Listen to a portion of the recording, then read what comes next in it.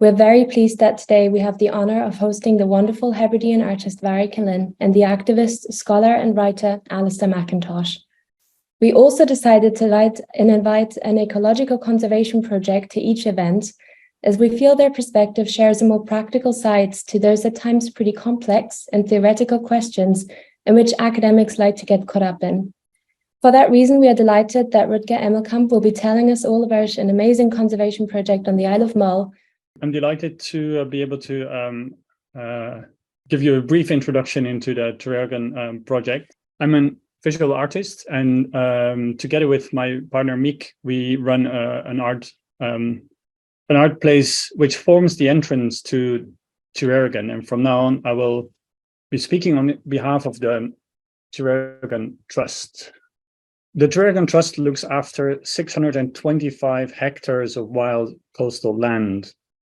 The trustees are 8 volunteers, and our focus lies on enhancing and protecting, but also on connecting people with the Atlantic ecosystem that we work with.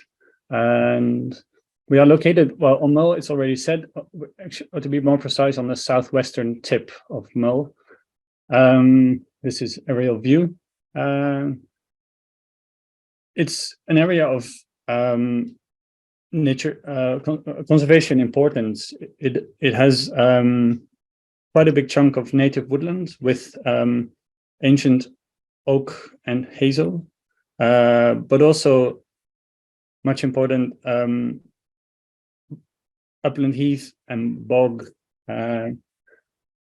Apart from the natural side of things, Tireragan also has evidence of a human population which goes back 4,000 years. There are 5 clachans that were home to about 100 people.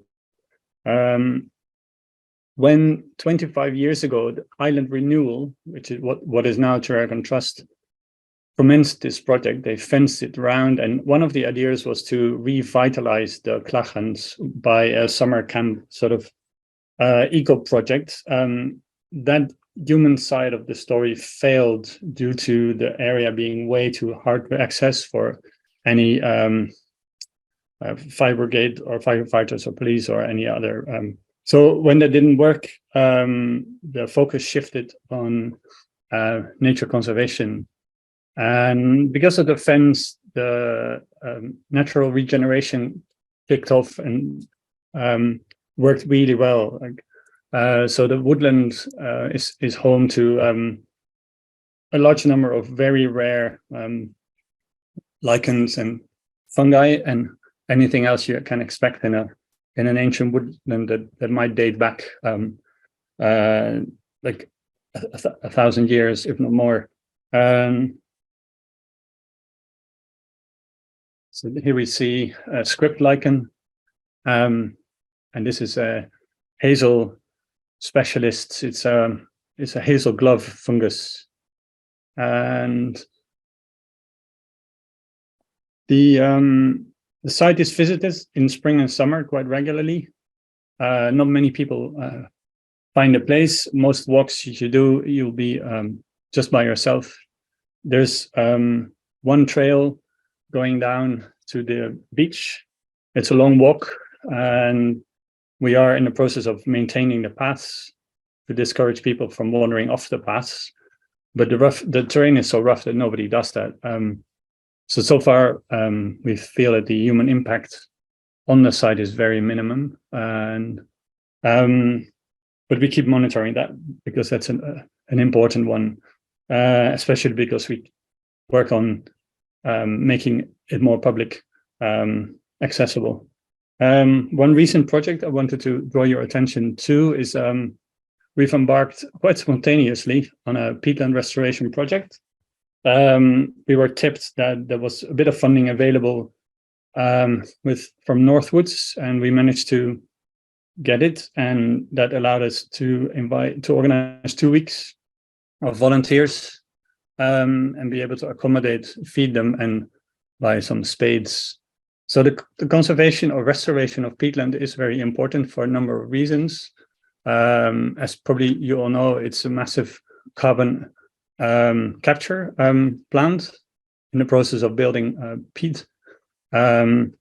Also, a damaged peatland exhausts vast amounts of CO2, and it's a very important wetland habitat. Some ecologists call it the coral reef of land. We did a thorough survey of the peat available, and we found up to 9 meters of peat, which means roughly 9,000 years of peat buildup. There's multiple sites in Tireragan that have deep peat bogs, and one site particular encircled there is heavily drained in the past. Part of the drains that you can see here on the left side of the picture, the diagonal line, that's probably old drainage ditches from at least 150 years old, and they are eroded away. And then this new one, the massive diagonal line in the middle, that's probably a machine dug one of the 70s, when the government had some funding available for drying peat. The peat was dried to enhance grass growth and allow cattle to graze. Also, by drying up swamps, they would lose fewer animals. Since there is no grazing at the moment, we have the opportunity and the responsibility to restore the peatland. So we decided to do that by hand. Here you can see we built dams every 6 meters, and we just used the peat from adjacent pits to build those dams. The volunteers were amazing. I mean, it was really rough work, but everyone, I've seen just smiles on people's faces. Here, it's good to see what the ditch used to be. Not much water going in the bottom. The ditch is quite deep, but the dams had to be high, and there's at least 3 cubic meters of peat in every dam, and we built 25 of them in 2 weeks' time. So in between the dams, water will fill up quickly, as you can see. So basically, we're making a series of ponds and wetlands. Yesterday I went there, and it looks, this is what it looks now. So it's a fantastic habitat. It was beautiful. The last day we used to break the sort of squarish shapes of the pits, and make them more irregular, and also less of a trap for amphibians. And then we saw a meadow pipit landing on one of the dams, and a little pond skater on one of them, and then we felt it was time to leave the site quiet for a while. And so that we keep monitoring that. We have ambition to do more, but there's other future projects that we sort of have waiting. Ooh, this is a very low res picture, but I hope you can see the current state of the fence isn't very good. So there's quite some deer entering, which is not good for the forest. But this spring we'll start with repair works for the fence. We also will have a course we'll embark on a course ourselves to be able to monitor deer damage. Here on the left, sharpening of antlers, and on the right, it's a new path that's just made by deer in the last couple of months.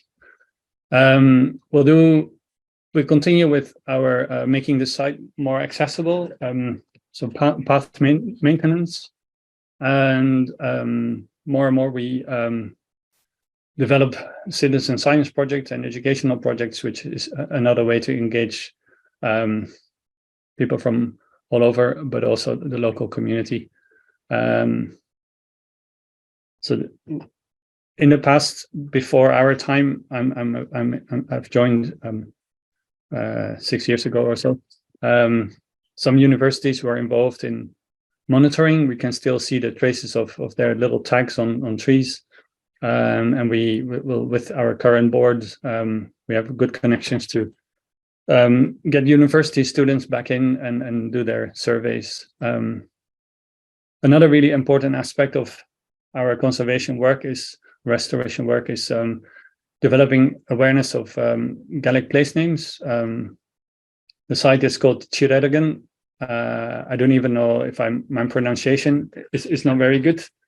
But together we found over 30 different sites within Tireragan that have names.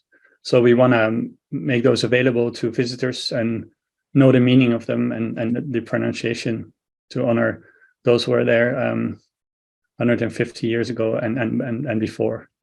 And of course, bird surveys. Most people that come to Tireragan, they come for the raptor birds. The hen harrier I heard there's more hen harrier couples in Tireragan than there are in England.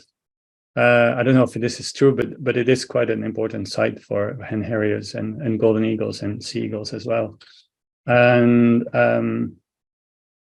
this is a very brief fly-through of Tireragan and the Tireragan Trust and what we do. Thank you very much.